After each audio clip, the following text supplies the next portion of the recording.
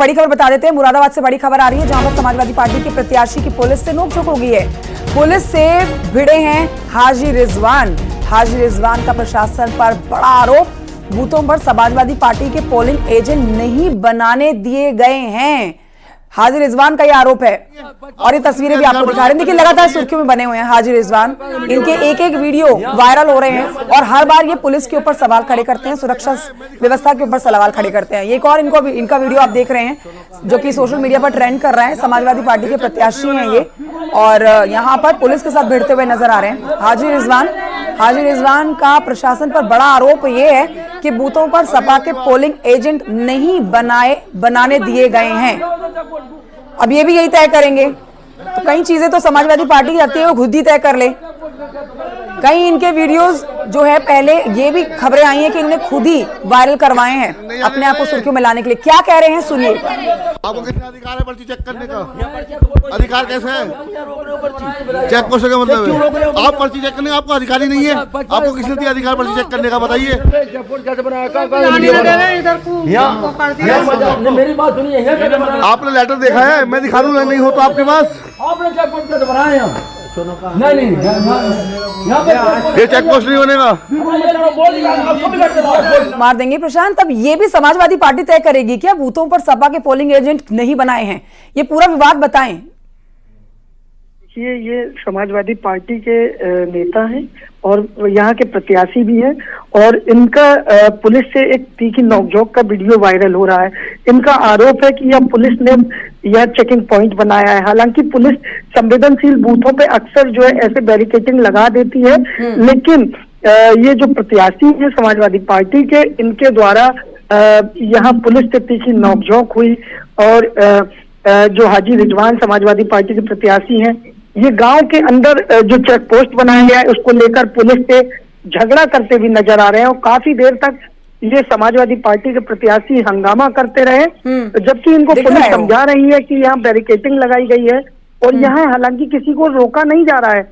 लेकिन जो लोग पीछे भी इनके लिए खबर यही आई थी कि जानबूझ के अपने वीडियोस जो है वायरल करवा रहे हैं ताकि ये सुर्खियों बने रहे। बैड पब्लिसिटी सही, लेकिन बैड पब्लिसिटी से ही ये जीत जाएं, ये खबरें इनके लिए आ रही थी। मैं आऊंगी आपके पास, एक बार सुना देते हैं हाजी रिजवान क्या आरोप लगा रहे हैं पुलिस पर। मतदान किसी तरह कोई मतदान नहीं होने दे रहे कि 250 से ऊपर बूथों पर जो है करीब 250 बूथों पर वो एजेंट ही नहीं बनने दिया गया। मेरा सीकरी है वो बूथ नंबर और क्या नाम है आपका 394 इमरतपुर फखरुद्दीन, उसमें पूरी लाल निशान लगा दिया वोटर लिस्ट पर। बोले तुम्हारे वोट इसमें वोट ही नहीं है तुम्हारे। तमाम लोग खड़े हैं और उसके बाद फतेहपुर वाले बूथ पे जो है उस पर क्या पुलिस वालों ने बाहर निकाल दिया, सब कह दिया 10 बजे के बाद आना वोट डालने। सब पूरी तरह पुलिस अपने हाथ से वोट डाल रही है हर बूथ पर।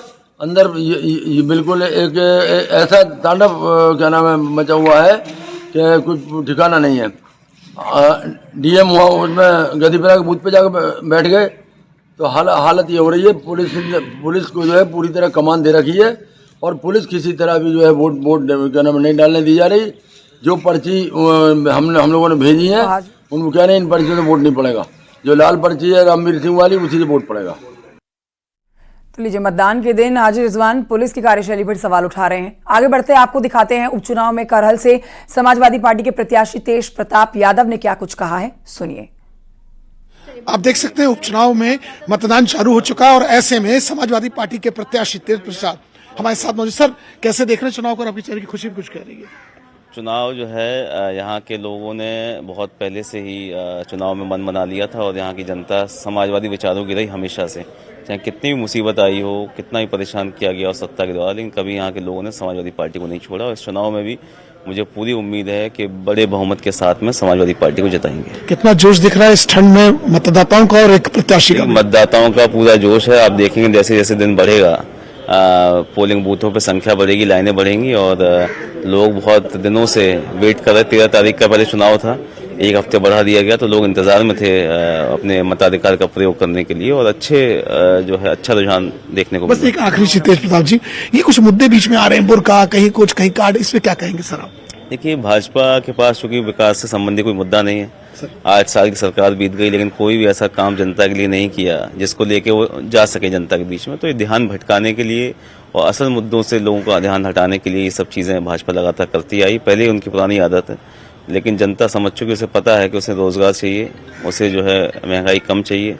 ये सब चीजें हैं जो बड़े मुद्दे हैं, भाजपा के मुद्दों का कोई पूछ नहीं रहा। तो आप देख सकते हैं हमारे साथ तेज प्रताप जी थे, जो उनका कहना है कि वो अपनी पार्टी और अपनी जीत के प्रति आश्वस्त दिख रहे हैं। उनका कहना है कि वोटरों में एक उत्साह है और वो समाजवादियों को ही वोट देंगे। जर्नलिस्ट रवि गुप्ता के साथ अमित गंजू, न्यूज 18, करहल, मैनपुरी। तो लोकसभा चुनाव के दौरान तेज प्रताप को कन्नौज से प्रत्याशी बनाए जाने की खबरें थी, जिसका विरोध शुरू हो गया था पार्टी के अंदर ही, और अब इनको करहल से विधायक के लिए उम्मीदवार बनाया गया है और टिकट दे दिया गया है। देखना ये बहुत जरूरी हो जाएगा, जीत मिलती है या फिर नहीं, क्योंकि इस सीट का इतिहास समाजवादी पार्टी के साथ जुड़ा हुआ है। तो समाजवादी पार्टी इस सीट के लिए पूरी तरह से आश्वस्त है। आजम खान जी, आप बता दीजिए, करहल की जीत पक्की लग रही है एक बार फिर से समाजवादी पार्टी को? बिल्कुल नीलू, इसमें कोई दो राय नहीं है। वो समाजवादी पार्टी की परंपरागत सीट है और जो वोटर परसेंटेज है, जो हमारा मानने वाला सेगमेंट है यानी समर्थक है, वो बहुत ज्यादा है। नेताजी के टाइम से ही लोग मानते हैं कि नेताजी ने उनके लिए बहुत काम किया है।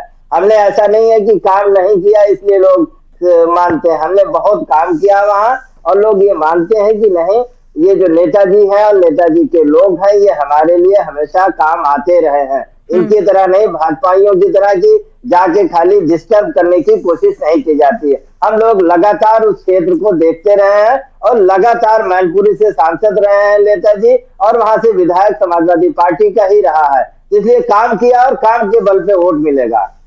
ठीक है, उन्हीं फैक्टर्स के लिए का जवाब डॉक्टर परमवीर जी से ले लेते हैं। डॉक्टर परमवीर जी, क्या लगता है आपको, करहल सीट ऐसे कौन से यहाँ फैक्टर्स काम करते हैं जो यहाँ पर समाजवादी पार्टी जो है हमेशा इतिहास बनाती है और यहाँ पर परंपरागत सीट बनी हुई है?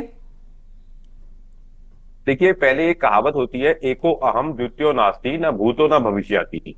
ऐसा कभी नहीं होता है कि कोई एक व्यक्ति ही हमेशा नंबर 1 पे रहने वाला है। अगर हम वास्तव में बात करें करहल सीट की, तो एक बार बीजेपी यहाँ से जीती भी थी, और फिर माननीय नेताजी मुलायम सिंह जी ने जो जीते थे उनको वापस समाजवादी पार्टी में लेकर आए थे, और आज तक समाजवादी पार्टी में, वो मैं नाम अभी कोट नहीं कर पाऊंगा, वो 3-4 बार लगातार विधायक बने थे, लेकिन वो बीजेपी से भी जीते थे।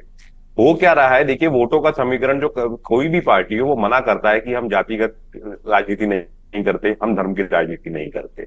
करहल सीट के ऊपर यादव जो है, उनकी अच्छी खासी संख्या है, निर्णायक होते हैं, वो जिस तरफ यादव वोट पूरा पड़ जाता है तो वो जीत जाते हैं। इसी फैक्टर को मुलायम सिंह जी ने भी क्लब किया था, MY factor, Muslim plus Yadav factor.